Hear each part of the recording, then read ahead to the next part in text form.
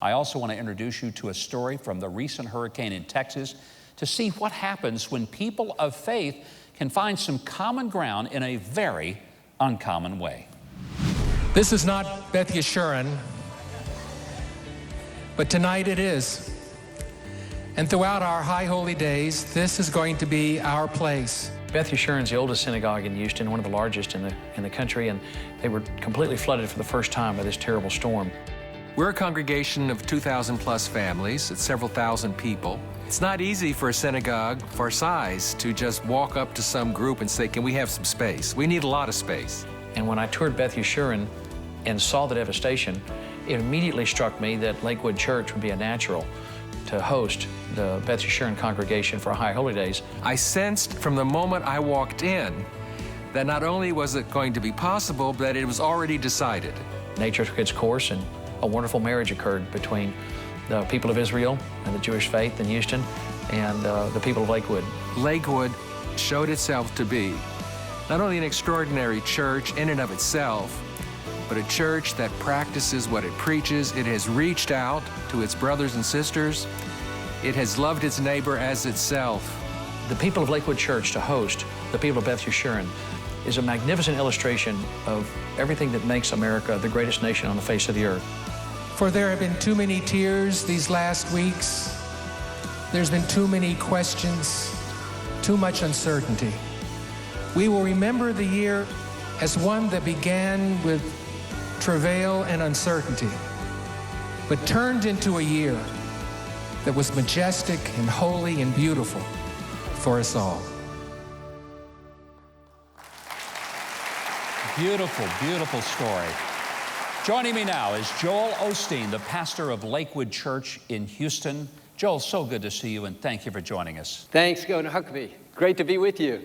This is an amazing story. A Jewish synagogue gets flooded out, and your evangelical congregation says you can use our space. I mean, that doesn't happen very often. When Congressman Culberson first called and said, look, there's a need here, Pastor, can you help us? What was your reaction to that? Were you just said, yeah, let's do it? Or did you have to talk to your board and say, hey, there's some Jewish people that would like to use our Christian church? How'd that go over?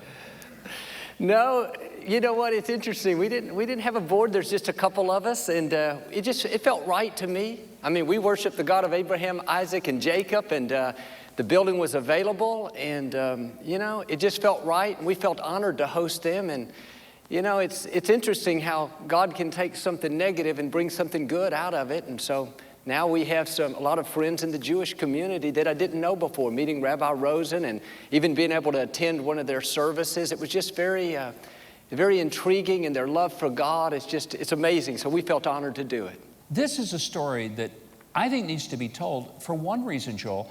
Right after the hurricane so just devastated the Houston area and the flooding came, there was some very unfair criticism of Lakewood Church and of you personally.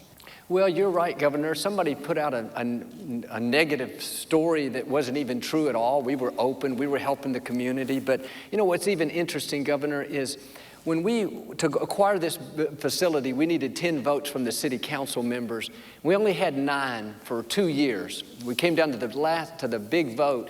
We needed one more, and a young Jewish council member changed his mind and decided to vote for us, and that's why we got the Compact Center. Well, what's interesting is he belongs to the Beth Yeshurun congregation.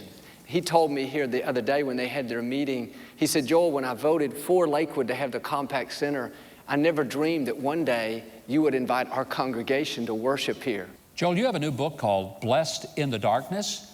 It sounds like there has been some blessings in the darkness of a hurricane and a flood in Houston. How do people get blessings out of darkness? A lot of times we think, we're blessed when everything's going great, and that's a great thing, but I've learned many times you grow the most in the difficult times. That's when your faith is stretched, and that's when you really learn who God is. I think of it even like a seed. If a seed stays on a shelf all the time, it will never become what it was created to be, and that seed has to be planted.